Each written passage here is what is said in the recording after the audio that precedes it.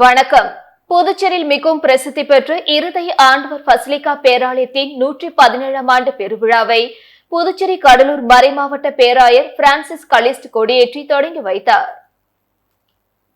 புதுச்சேரி நகர பகுதியில் தூய இருதய ஆண்டவர் பசிலிக்கா பேராலயம் உள்ளது. இந்த ஆலயத்தின் 117ஆம் ஆண்டு பெருவிழா இன்று கொடியேற்றத்துடன் தொடங்கியது. முன்னதாக புதுச்சேரி கடலூர் உயர்மறை மாவட்ட பேராயர் பிரான்சிஸ் கலிஸ்ட், மீரட் மறைமாவட்ட பேராயர் பாஸ்கர் ஏசுராஜ் தலைமையில் சிறப்பு திருப்பலி நடைபெற்றது. அதனைத் தொடர்ந்து ஆண்டு பெருவிழா கொடி ஊர்வலமாக எடுத்து வரப்பட்டு கொடிமரம் அருகே சிறப்பு பூஜைகள் செய்யப்பட்டு கொடிமரத்தில் ஆண்டு பெருவிழா கொடியேற்றம் நடைபெற்றது. இதில் திரளான கிறிஸ்தவர்கள் கலந்து கொண்டு சிறப்பித்தனர். ஆண்டு பெருவிழாவின் முக்கிய நிகழ்வான ஆடம்பர தேர்பவனி வருகிற 9ஆம் தேதி செங்கல்பட்டு மறைமாவட்ட ஆயர் நீதிநாதன் தலைமையில் நடைபெற உள்ளது. புதுச்சேரி ஜவஹர் பால்பவனில் நடைபெற்ற கோடைக்கால சிறப்பு பயிற்சி முகாம் நிறைவு விழாவில் பங்கேற்ற மாணவ மாணவிகளுக்கு சான்றிதழ்கள் வழங்கி பாராட்டினர். புதுச்சேரி பள்ளி கல்வி இயக்ககத்தின் ஜவஹர் சிறுவர் இல்லம் சார்பில் குழந்தைகளுக்கான கோடை கொண்டாட்ட சிறப்பு முகாம் கடந்த மே 2ஆம் தேதி தொடங்கி ஒரு மாதமாக நடைபெற்றது. இங்கு நடனங்களான பரதம், கிராமியம், நடனம், வாய்ப்பாட்டு, வயலின், வீணை, மிருதங்கம், ஓவியம், கைவினை, கிட்டார், கீபோர்டு, ட்ரம்ஸ், கையெழுத்து பயிற்சி, கேரம், செஸ், இறகு பந்து, டேபிள் டென்னிஸ் போன்ற விளையாட்டுகள் மற்றும் தேக்வாண்டோ, தற்காப்பு கலை ஆகியவை கற்றுக் கொடுக்கப்பட்டன. 5 மையங்களில் நடைபெற்ற சிறப்பு கோடைக்கால பயிற்சி முகாமில் புதுச்சேரி அரசு மற்றும் தனியார் பள்ளிகளை சார்ந்த 1600க்கும் மேற்பட்ட 6 வயது முதல் 16 வயதுள்ள குழந்தைகள் பயனடைந்தனர். இதன் நிறைவு விழா நடைபெற்றது. இதில் ஜவஹர் பால்பவன் தலைமை ஆசிரியர் மணிகள் தலைமை தாங்கினார். சிறப்பு விருந்தினராக பள்ளி கல்வித்துறை துணை இயக்குனர் தொடக்க கல்வி முனுசாமி கலந்து கொண்டு மாணவர்களை ஊக்குவித்து சான்றிதழ்களை வழங்கி பாராட்டினார். வில்லியனூர் உளவாய்க்கால் பகுதியில் போலி மதுபான தொழிற்சாலை நடத்தி வந்த சக்திவேல் மற்றும் அவரது கூட்டாளிகளை தமிழ்நாடு போலீசார் கைது செய்துள்ளனர். கள்ளக்குறிச்சி மாவட்டம் உளுந்தூர்பேட்டை காவல் நிலைய எல்லையில் சேந்தநாடு சாலையில் உளுந்தூர்பேட்டை சரக மதுவிலக்கு இன்ஸ்பெக்டர் விஜயலட்சுமி தலைமையில் போலீசார் வாகன தணிக்கையில் ஈடுபட்டனர். லோடு கேரியர் வேனில் மது பாட்டில்களை பறிமுதல் செய்தனர். விசாரணையில் வேனில் கொண்டு சென்றது அனைத்தும் போலி மதுபானம் என்பது தெரிய வந்தது. இது குறித்து கலால் போலீசார் நடத்திய விசாரணையில் போலி மதுபானம் ஏற்றி வந்தவர் பன்ருட்டி தட்டம்பாளையம் பகுதியை சேர்ந்த குமார் என்பது தெரிய வந்தது. போலி மதுபானம் தயாரிக்க மூளையாக செயல்பட்டு வந்தது வில்லியனூர் அடுத்த அருமார்த்தபுரம் சக்திவேல் என்பதும் இந்த போலி மதுபான ஆலைக்கு பின்னால் முக்கிய அரசியல் புள்ளிகள் இருப்பதும் தெரிய வந்தது. 10 கண்ணு அடுத்த உளவாய்க்கால் வெற்றிவேலா நகரில் போலி மதுபான ஆலை இருப்பதும் கண்டுபிடிக்கப்பட்டது. அதனைத் தொடர்ந்து அங்கு இரவோடு இரவாக உளவாய்க்கால் பகுதிக்கு வந்த விழுப்புரம் கலால் போலீசார் போலி மதுபான ஆலையை கண்டுபிடித்தனர். சக்திவேலுக்கு உறுதுணையாக இருந்தது ஆண்டியர்பாளையம் மாரியம்மன் கோவில் வீதியை சேர்ந்த அண்ணாதுரை மற்றும் அதே ஊரை சேர்ந்த சதீஷ் உள்ளிட்ட 5 பேரை கைது செய்த போலீசார் புதுவையில் தயாரிக்கப்படும் போலி மதுபானங்களை வாங்கி தமிழகத்தின் பல்வேறு இடங்களில் விற்பனை செய்து வந்த நாமக்கல் மாவட்டம் குமாரபாளையம் அடுத்த பள்ளிப்பாளையம் கிருஷ்ணமூர்த்தி என்பவரை கைது செய்தனர். இந்த அதிரடி விசாரணையில் மொத்தம் 4848 மது பாட்டில்கள், ரூபாய் 3,70,000 பணம் ஆகியவற்றை பறிமுதல் செய்தனர். மேலும் போலி மதுபானம் தயாரிக்க பயன்படுத்தப்பட்ட 3 வாகனங்கள் பறிமுதல் செய்யப்பட்டது. புதுச்சேரியில் தமிழக டாஸ்மாக் கடைகளில் அதிகம் விற்பனை செய்யப்படும் குறிப்பிட்ட மது பாட்டில்கள் போலியாக தயாரிக்கப்பட்டு கொண்டு செல்லப்பட்ட சம்பவத்தில் பல அரசியல் பிரமுகர்கள் இருப்பதாக காவல்துறை வட்டாரத்தில் கூறப்படுகிறது. காஞ்சிமா முனிவர் பட்டமேற்படிப்பு மையத்தில் உள்ள 16 முதுநிலை பட்ட படிப்புகளுக்கு இன்று முதல் ஆன்லைனில் விண்ணப்பிக்கலாம் என அறிவிக்கப்பட்டுள்ளது. புதுச்சேரி லாஸ்பேட்டையில் உள்ள தாகூர் கலைக்கல்லூரி வளாகத்தில் காஞ்சிமா முனிவர் பட்டமேற்படிப்பு மையம் அமைந்துள்ளது. இந்த மையத்தில் MA, MSc, MCom உள்ளிட்ட 16 முதுநிலை பட்ட படிப்புகள் உள்ளன. இந்த படிப்புகளுக்கான மாணவர் சேர்க்கை விண்ணப்பம் இன்று 31ஆம் தேதி முதல் ஆன்லைனில் வழங்கப்பட உள்ளது. கல்லூரி இணையதளத்தில் விண்ணப்ப படிவம், தகவல் குறிப்பேட்டினை பதிவிறக்கம் செய்து கொள்ளலாம். பூர்த்தி செய்த விண்ணப்பங்களுடன் தகுதி சான்றிதழ்களை இணைத்து கல்லூரி முகவரியில் விரைவு தபால் அல்லது நேரில் தர வேண்டும். பூர்த்தி செய்யப்பட்ட விண்ணப்பங்களை ஜூன் 14ஆம் தேதிக்குள் அனுப்பி வைக்க வேண்டுமென குறிப்பிடப்பட்டுள்ளது. புதுச்சேரி அரசு நலவழித்துறை மற்றும் காலாப்பட்டு அரசு சுகாதாரம் மற்றும் நல்வாழ்வு மையம் சார்பாக பெரிய காலாப்பட்டில் உலக புகையிலை ஒழிப்பு தினம் கடைபிடிக்கப்பட்டது. புதுச்சேரி அரசு நலவழித்துறை மற்றும் காலாப்பட்டு அரசு சுகாதாரம் மற்றும் நல்வாழ்வு மையம் சார்பாக பெரிய காலாப்பட்டு பெருமாள் கோவில் வீதியில் பொதுமக்களிடையே உலக புகையிலை ஒழிப்பு தினம் கடைபிடிக்கப்பட்டது. இந்நிகழ்ச்சிக்கு தலைமை மருத்துவ அதிகாரி மேரி எப்சிபாய் தலைமை தாங்கினார். மருத்துவ அதிகாரி பிரதீப் குமார் பொதுமக்களிடையே புகையிலை உபயோகப்படுத்துவதால் ஏற்படும் தீமைகள் மற்றும் நோய்கள் பற்றி எடுத்துரைத்து விழிப்புணர்வு ஏற்படுத்தினர். பல் மருத்துவ அறுவை சிகிச்சை நிபுணர் ரிக்து பல் மற்றும் வாய் சுகாதாரம் பற்றி பொதுமக்களிடையே சிறப்புரையாற்றினார். இந்நிகழ்ச்சிக்கு பெண் சுகாதார மேற்பார்வையாளர் ஷகிலா மற்றும் சுகாதார உதவியாளர் மதிவாணன் முன்னிலை வகித்தனர். கிராமப்புற செவிலியர் சித்ரா நன்றி உரை கூறினார். இந்நிகழ்ச்சிக்கான ஏற்பாட்டினை ஆஷா ஊழியர் மகாலட்சுமி சிறப்பாக செய்திருந்தார். பொதுமக்களுக்கு புகையிலை உபயோகிப்பதை தவிர்க்கும் வண்ணம் விழிப்புணர்வு வாசகங்கள் அடங்கிய பிரச்சுரங்கள் விநியோகம் செய்யப்பட்டது. புதுச்சேரியில் ஜூன் 6ஆம் தேதி பள்ளிகள் திறக்கப்படும் என அறிவிக்கப்பட்டிருந்த நிலையில் கடுமையான வெயில் காரணமாக ஜூன் 12ஆம் தேதி வரை கோடை விடுமுறை நீட்டிக்கப்பட்டுள்ளது. புதுச்சேரி தமிழ்நாட்டில் வெப்பம் கொளுத்தி வந்த நிலையில் தற்பொழுது பல இடங்களிலும் கோடை மழை பெய்து வருகிறது. கோடை மழை காரணமாக பல்வேறு மாவட்டங்களுக்கு ஆரஞ்சு மஞ்சள் எச்சரிக்கையும் விடுக்கப்பட்டிருந்தது. புதுச்சேரியில் அரசு பள்ளிகளுக்கு மே 1 முதல் கோடை விடுமுறை அறிவிக்கப்பட்டது.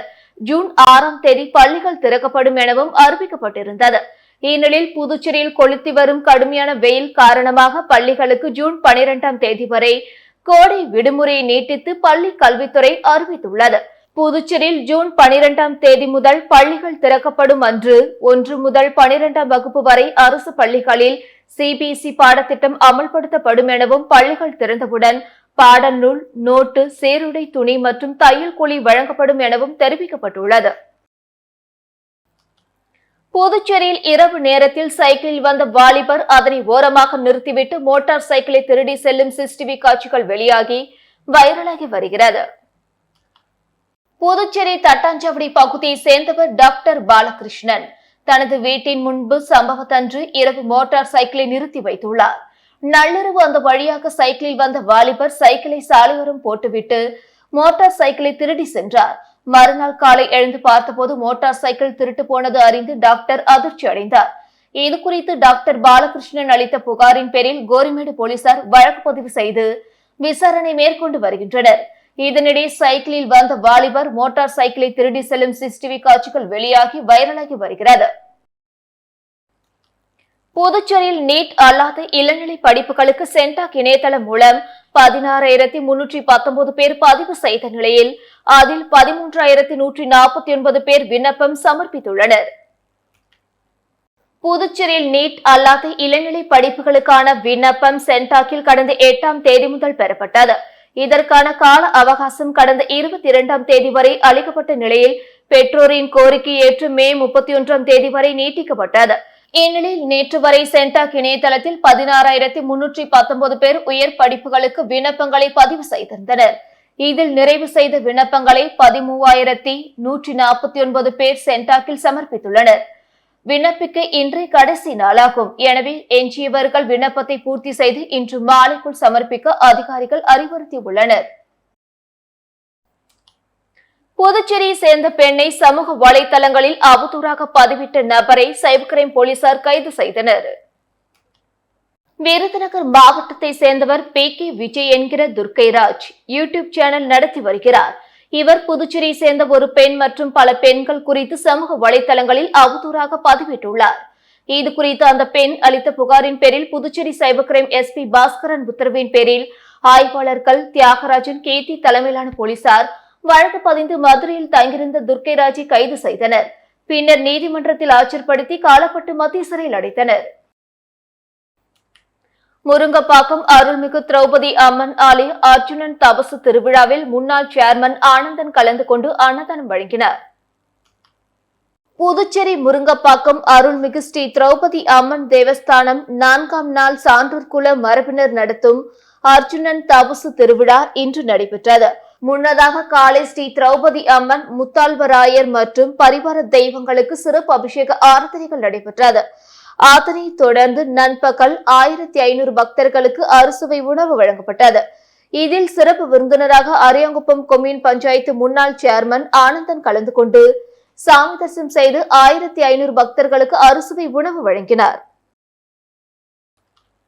புதுச்சேரியில் இணையதளம் வழியாக 8 பேரிடம் ரூபாய் 3.63 லட்சத்தை மர்ம நபர்கள் மோசடி செய்திருப்பது குறித்து சைபர் கிரைம் போலீசார் விசாரித்து வருகின்றனர். புதுச்சேரி அருகே உள்ள வில்லியனூர் பகுதியை சேர்ந்தவர் நடராஜன். இவரை கைபேசியில் தொடர்பு கொண்ட மர்ம நபர் இணையதளம் வழியாக பங்கு சந்தையில் முதலீடு செய்தால் அதிக லாபம் சம்பாதிக்கலாம் என கூறினாராம். இதை நம்பி நடராஜன் ரூபாய் 2.40 லட்சத்தை முதலீடு செய்துள்ளார். இதில் லாபம் கிடைத்திருப்பதை போல கணக்கு காட்டப்பட்டதாம். ஆனால் அந்த பணத்தை நடராஜனால் பெற முடியவில்லை. இது குறித்து அவர் புதுச்சேரி இணையவழி குற்றப்பிரிவில் புகார் அளித்தார். புதுச்சேரி தட்டாஞ்சாவடி பகுதியை சேர்ந்தவர் சீனிவாஸ். இவரது கிரெடிட் கார்டில் இருந்து சீனிவாசின் கவனத்துக்கு வராமலே மர்ம நபரால் ரூபாய் 18,000 எடுக்கப்பட்டதாம். இதே போல அவசர தேவை மற்றும் வங்கிக் கடன் செயலி என பல்வேறு காரணங்களை கூறி இணையவழியில் மேலும் 6 பேரிடம் நூதனமாக பண மோசடி செய்யப்பட்டது. அதன்படி 8 பேரிடம் ரூபாய் 3.63 லட்சம் மோசடி செய்தது குறித்து இணையவழி போலீசார் விசாரித்து வருகின்றனர். அரியாங்குப்பம் காக்கையந்தோப்பு ஸ்ரீ முத்து மாரியம்மன் ஆலயத்தின் 80ஆம் ஆண்டு சடல் தேர் திருவிழா இன்று விமர்சையாக நடைபெற்றது. புதுச்சேரி அரியாங்குப்பம் கொம்யூன் காக்கையந்தோப்பு பகுதியில் எழுந்தருளி உள்ள அருள்மிகு ஸ்ரீ முத்து மாரியம்மன் ஆலய 80ஆம் ஆண்டு சடல் தேர் திருவிழா கடந்த திங்கட்கிழமை கொடியேற்றத்துடன் துவங்கியது. தொடர்ந்து இவ்வாலயத்தில் அம்மனுக்கு சிறப்பு அபிஷேக ஆராதனைகள் நடைபெற்று சிறப்பு பூஜைகளுடன் இரவு மின் அலங்காரத்துடன் சிம்ம வாகனம், யானை வாகனம், அன்ன வாகனம் உள்ளிட்ட பல்வேறு வாகனங்களில் சுவாமி வீதி உலா நடைபெற்றது. அதனைத் தொடர்ந்து பிரம்மோற்சவத்தின் முக்கிய நிகழ்வான இன்று காலை 6 மணியளவில் சக்தி கரகம் புறப்பாடு நடைபெற்று அம்மனுக்கு அலங்காரங்கள் செய்யப்பட்டு சிறப்பு பூஜைகள் நடைபெற்று அலங்கரிக்கப்பட்ட திருத்தேரில் அம்மனின் வீதி உலா நடைபெற துவங்கியது. இதில் அரியாங்குப்பம் சட்டமன்ற உறுப்பினர் பாஸ்கர் என்கிற தட்சிணாமூர்த்தி சிறப்பு விருந்தினராக பங்கேற்று தேரினை வடம் பிடித்தெழுத்து தேரோட்டத்தினை துவக்கி வைத்தார். மேலும் இவ்விழாவில் சிறப்பு விருந்தினர்களாக அரியாங்குப்பம் கொம்யூன் பஞ்சாயத்து முன்னாள் சேர்மன் ஆனந்தன், காங்கிரஸ் மாநில பொதுச் செயலாளர் சங்கர், வட்டார காங்கிரஸ் தலைவர் ஐயப்பன், நிர்வாகிகள் விஜயலட்சுமி, ஜெயமூர்த்தி, சசிகுமார், செந்தில்குமார், திமுக இலக்கிய அணி அமைப்பாளர் சிவசங்கரன், மதிமுக நிர்வாகி செல்வராசு ஆகியோர் இவ்விழாவில் கலந்து கொண்டு சுவாமி தரிசனம் செய்தனர். மேலும் இவ்விழாவில் ஏராளமான பக்தர்கள் கலந்து கொண்டு தேர் இழுத்து சுவாமி தரிசனம் செய்து அம்மனை வழிபட்டனர். தொடர்ந்து மாலை பக்தர்களின் சடல் உற்சவமும் நடைபெற்றது. இவ்விழாவிற்கான ஏற்பாடுகளை ஆலய அறங்காவலர் குழு தலைவர் முருகையன், துணைத் தலைவர் குணசீலன், செயலாளர் பச்சையப்பன், பொருளாளர் சரவணன், உறுப்பினர் சகிலா காண்டிப்பன் உள்ளிட்ட நிர்வாக குழுவினர், கிராம பொதுமக்கள் இணைந்து செய்திருந்தனர். இத்துடன் செய்திகள் நிறைவடைந்தன. வணக்கம்.